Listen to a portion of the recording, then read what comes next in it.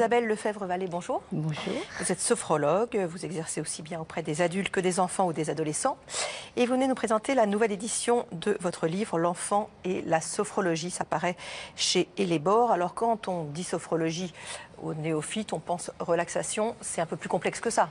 C'est un peu plus complexe. La méthode a été inventée par un neuropsychiatre, le professeur Caicedo.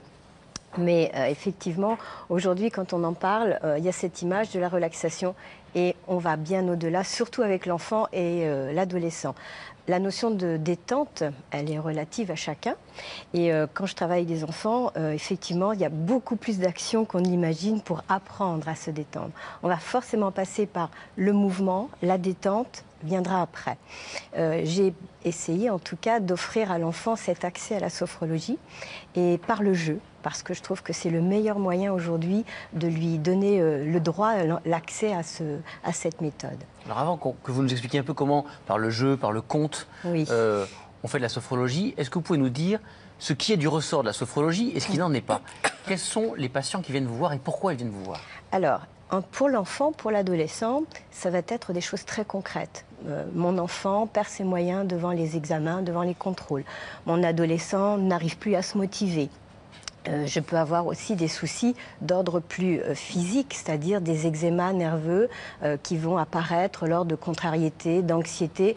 Et comme la sophrologie n'a pas ni interprétation ni jugement, on ne va pas chercher la cause. On va être dans la manifestation et on va vraiment permettre là de pouvoir se débarrasser, vivre ce qui se présente et pouvoir évacuer la tension, la problématique ou la remotivation dans le cas des adolescents par exemple. C'est quoi la spécificité de la pratique d'une séance de sophrologie avec un enfant par rapport à un adulte? Alors, beaucoup plus rapide parce qu'on demande à l'adulte de s'installer, de prendre son temps, de fermer les yeux, d'essayer de rentrer en contact avec lui-même. Il est bien évident qu'avec un enfant, c'est plus compliqué et on va plutôt jouer sur la présence de son corps. Donc, il va vivre la présence de son corps, il va apprendre à respirer, à prendre conscience de sa respiration. Souffler, il sait faire, respirer, pas toujours. Donc retrouver la respiration abdominale, c'est là que le jeu va intervenir. Et la grande différence, c'est cet accès immédiat que l'enfant a à son corps et sa. Ça veut dire que c'est des séances plus courtes, par exemple? Très courtes, oui. Une dizaine de minutes.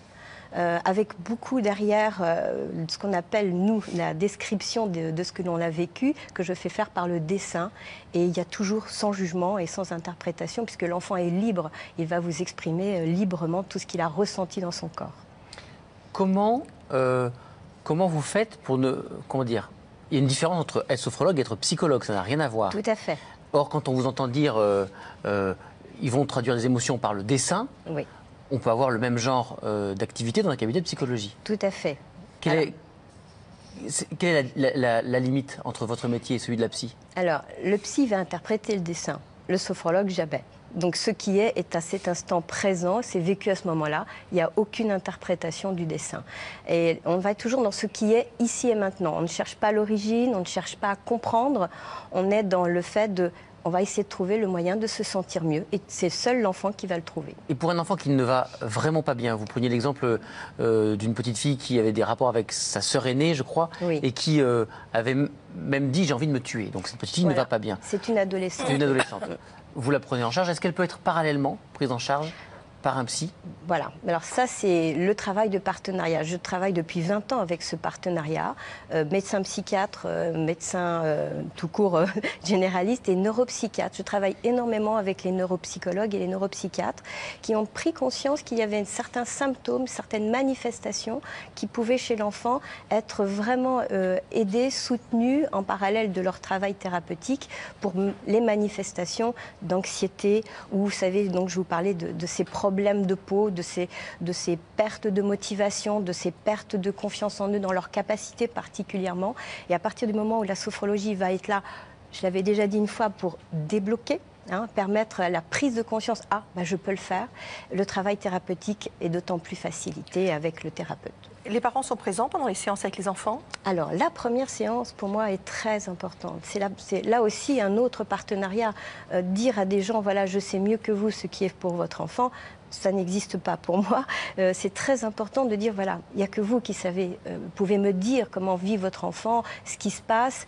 Et l'avantage, c'est de pouvoir rencontrer parents et enfants dans cette prise de conscience en leur demandant: qu'est-ce que vous ressentez quand vous apprenez que votre enfant vit telle chose à l'école? Exemple, il se bagarre régulièrement ou il n'arrive pas à pouvoir concrétiser tous les devoirs que vous avez mis ensemble. C'est difficile parfois pour un parent de dire ce qu'il ressent.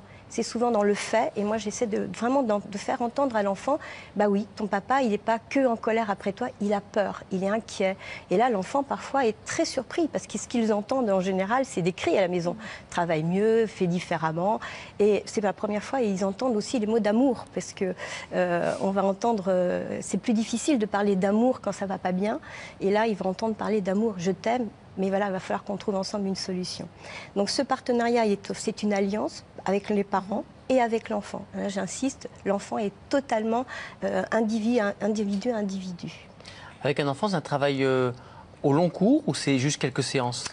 Alors, ce sont des choses très précises, nous sommes bien d'accord. Je ne parle pas de choses énormes comme une dépression où on va accompagner avec le thérapeute ou ces enfants qui rencontrent aujourd'hui des difficultés comme la dyslexie ou des dyspraxies que je peux également aider en partenariat là, avec des orthophonistes ou avec des ergothérapeutes. Ce sont des choses très rapides, 4-5 séances maximum. C'est-à-dire l'enfant va intégrer beaucoup plus rapidement parce qu'il justement, il n'y a pas d'intellectualisation. On n'est pas dans le j'essaie de comprendre, c'est je trouve le moyen et je le mets en place. Et pour eux, ce sont des outils, c'est extraordinaire. L'idée, c'est vraiment de reprendre confiance. Alors, confiance en eux, en leur capacité, très souvent, parce que c'est ça. Lorsqu'on entend parler d'aujourd'hui d'hyperactivité, on entend beaucoup ce mot-là, et en fin de compte, c'est parfois des enfants qui sont juste, qui ont besoin d'être rassurés, qui ont besoin de... Vous savez, c'est l'enfant qui regarde à droite, à gauche, plutôt que de regarder le tableau. Et on dit, il n'est pas attentif, il est hyperactif, il a une perte de concentration. Et on lui donne un médicament. Et voilà.